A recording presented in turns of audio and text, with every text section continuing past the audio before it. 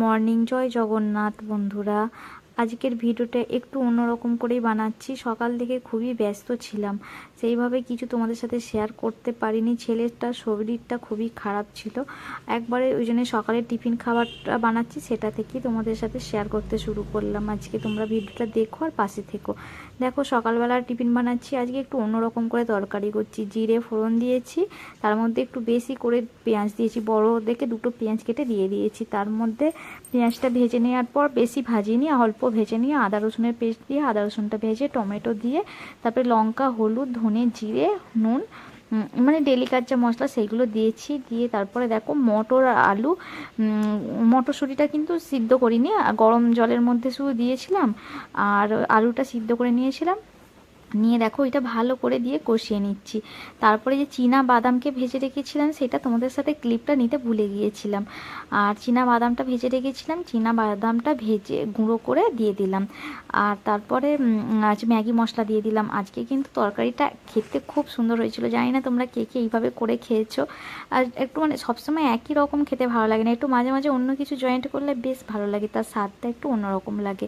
দেখো রুটি করে নিচ্ছি। রুটি কিন্তু আমি খাবো না, বর আর ছেলে রোজ খায় রুটি সকালের টিফিনে, ওরা দুজন খাবে, আমি খাই না কিন্তু রুটি। দেখো তারপরে এই যে বরের জন্য খাবার রেডি করে দিচ্ছি। রান্না করেছি এই যে পটল ভাজা, স্যালাড, ভাত আর চিকেন করেছি। কালকে শনিবার, কালকেও খাওয়া হবে না, রবিবার দিনও খাওয়া হবে না, দুদিন পর পর নিরামিষ, সোমবার তো নিরামিষ, সেই খাই এলে মঙ্গলবার দিন। আর ওই জন্য আজকে চিকেন করেছি। দেখো সারাদিন আজকে ভিডিও কিছুই করতে পারিনি, জানো বাচ্চার শরীর খারাপ থাকলে মায়েদের যে কি হয় সেটা তোমরা ভালো করেই জানো। আমারও তাই অবস্থা হয়েছে। ছেলেটা বড় হয়েছে কিন্তু সেইভাবে এখনও বড় হয়নি। আর এখানে বর আমাদেরকে দিয়ে চলে গেছে, বরের একটু দরকার আছে দোকানে, সেই জন্য চলে গেছে। আর অনেকক্ষণ থেকে বসে আছি, 5টা 10-এতে এসেছি আমরা, এসে থেকে বসেই আছি। আর ডাক্তারবাবু কিন্তু খুব ভালো, খুব ভালো, মানে খুবই ভালো, এত ভালো, মানে খুব ভালো লেগেছে। এখানে আমি ফার্স্ট টাইম দেখাতে এসেছিলাম। ডাক্তারবাবু হচ্ছে বাঙালি, প্রীতম ঘোষাল। আমি কিন্তু নামটা ঘোষ বলেছিলাম, ঘোষ নয় ঘোষাল। খুব ভালো। হয় যে মা ছেলে বসে আছি, বড় এসে গেছে, কিন্তু একা একা ছিলাম বলে তখন ভিডিও করতে পারিনি, খুব লজ্জা করছিল, সব লোক দেখছিল। সেই ছেলে আমার এখানে বসে আছে, খুব পায়ের যন্ত্রণা হচ্ছে, ডাক্তার দেখানো হয়ে গেছে আর বসতে জায়গা যে দাঁড়িয়ে আছি। ওষুধ একটা ওষুধ এখনো আনতে গেছে, কখন নিয়ে আসবে জানি না। আর এই যে জেলা স্কুলের সামনে, এটা খুব ভালো, বাঙালি ডাক্তার, বাংলা কথা বলছিল, পুরো বাঙালি একদম। প্রীতম ঘোষ, প্রীতম ঘোষ ডাক্তারবাবুর নাম। আর এই যে জল ট্যাঙ্কির এইখানেই। আর আমার ছেলে এখানে বসে আছে, কিন্তু এখানে প্রচণ্ড মশা, প্রচণ্ড। আর ডাক্তার অনেক কিছু বানা করেছে।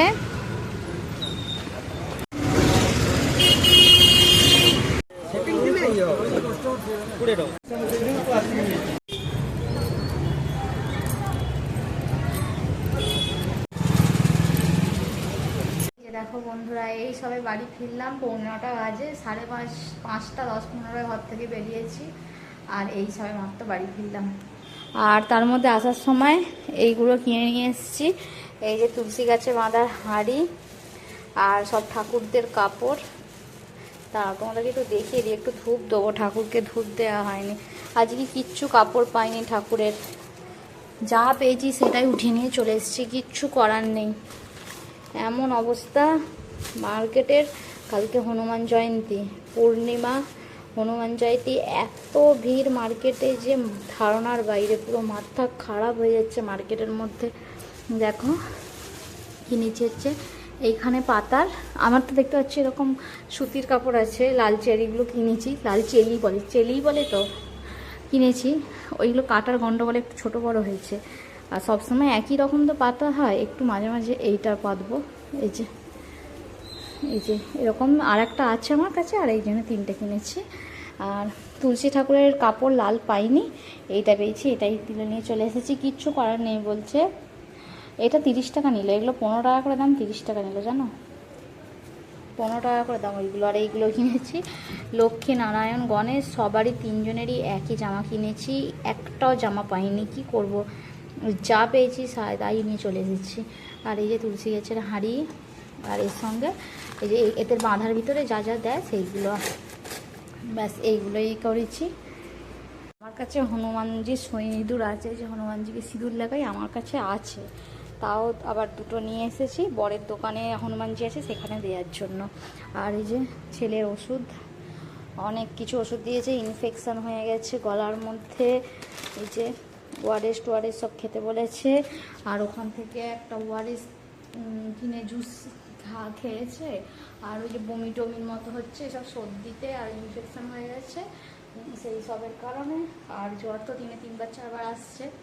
5 দিন 6 দিনের মতো ওষুধ দিয়েছে, অ্যান্টিবায়োটিক দিয়েছে, সবই দিয়েছে, বলেছে খেতে। তারপর নাহলে আবার যেতে হবে, ব্লাড টেস্ট হবে। আর এইগুলো দিয়েছে। ছেলেটার জ্বর ওখানেও খুব 100-র ওপরে জ্বর ছিল। ডাক্তারবাবু বললো ঠিক আছে এখন খালি পেটে একটা ওষুধ খেয়ে আবার জ্বরের ওষুধ খাওয়ালাম। ওর বাবার দোকানে বসিয়েছিলাম, আমি এগুলো কিনতে গিয়েছিলাম, বাইরে বেরিয়েছি, একবারে কিনে নিয়ে চলে এসেছি। কেননা বারবার তো আর বেরোতে পারি না, ছেলের শরীর ভালো নয়, ছেলেকে রেখে নিয়ে যেতে পারবো না, হেঁটেও যেতে পারবে না, আর রেখে রেখে যাওয়া সম্ভব হবে না ঘরে।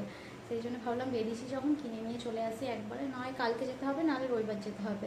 আর রবিবার দিন ওইদিকে মানে মার্কেট সব খোলা থাকে না, সেই জন্য কিনে নিয়ে চলে এসেছি। এইগুলো বাবার দোকানে বসিয়ে ওকে জ্বরের ওষুধ খাইয়ে দিয়ে কিনে নিয়ে বর ছেড়ে দিয়ে গেল, চলে এসেছি বাড়ি। আর চলো দুধটা আগে দিয়ে দিই, দিয়ে